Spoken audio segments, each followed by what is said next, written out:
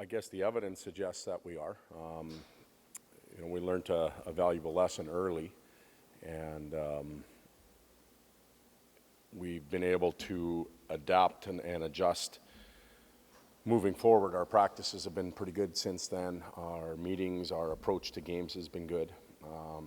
But human nature is to let things go when it's going really good and take shortcuts, and we have to continue to stress that with our guys.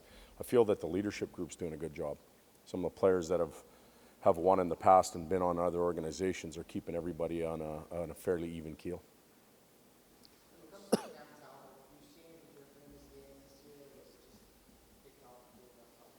think he's picked up where he left off last year. The difference might be more us around him than the way he's playing or approaching the game.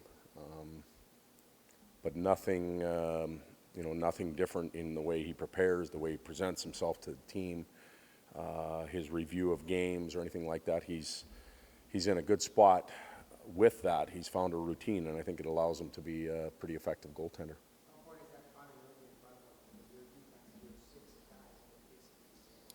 Yeah, when you compare that to last year at the beginning of the season, it wasn't like that. We had players in and out, we had injuries, and with a new goaltender, all of that goes together like a puzzle. And right now we've been able to, for the most part, maintain our back end and the goaltender for almost every game. So they're getting used to playing with each other. They're getting used to each other's voices and tendencies, and it helps.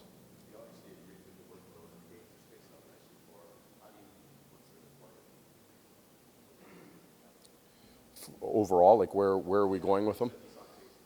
82, yeah. Yeah, and he wants to play every night, which is pretty encouraging. Never once has he come up and said I'm a little bit tired or I'm worn out, and usually that comes through the goaltender coach, but that hasn't been the case at all. And we feel comfortable. We feel comfortable with him in there. You talk about polish a lot. Now I'm really confused. You talk about polish a lot. San Jose team was winning a lot. You talk about polish. Where do you want to see more polish in your team? You know what? It's so early that's a really hard question to answer because it's all over.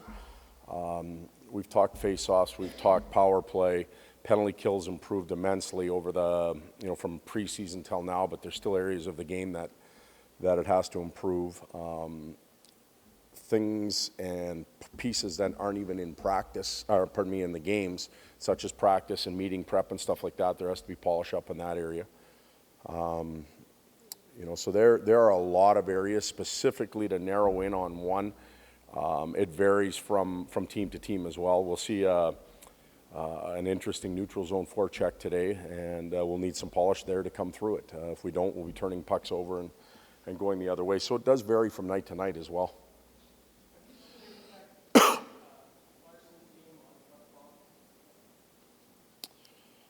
You know what? This is going to sound strange. I don't know if I can answer that question because with Oscar's game last year, we didn't really get to know him.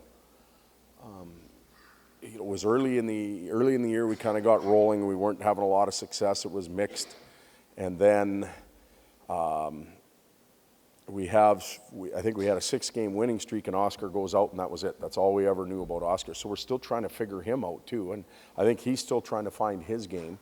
As a pair, they complement each other. They're able to communicate quickly. The lefty-righty thing I think helps, but that's a tough question to answer.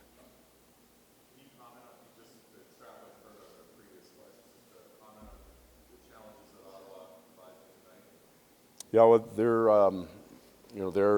where we were last year with a much better record, but a new coach and trying to comprehend a new system and take it all in. And they've had some really good nights, and even good nights when they haven't won. So I think we'll have our hands full. There are some wrinkles in their game that is different than the traditional game that a lot of teams play, and we have to be aware of that. we don't change a lot about our game. It's not like we play them 8 times a year or anything like that. We're going to play them twice, so we'll try and continue to do what we do. But they do throw some wrinkles, and then I think emotion will play a big factor in tonight's game. Obviously, with what they're going through with Anderson's family and the Oilers and the organization and the players, coaches, our prayers go out to that family as well. But there will be an emotional factor that comes into play.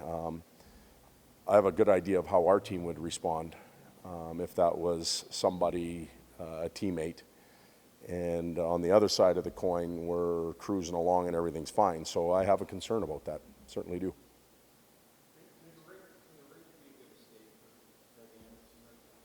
You know, it's interesting. That's a great question, Bruce, because I was thinking last night, like the hockey world outside of the players, so the fans, the people that are passionately involved in the game, that's their escape. They come to us. They have their pools. They look at their analytics. They follow stats. They're watching umpteen games a night, and that's how they escape from their issues. What happens when it's us and it happens to a player? It's not like we turn to hockey because we're involved in it. So I think it's an interesting scenario. Went through it with Morsey in San Jose in playoffs the one year, unfortunately, and it can affect a team a couple different ways. It really hit our team hard, and obviously hit him hard, and it didn't help us. It didn't give us that uplifting feeling that we needed. But I think it can go the other way as well. And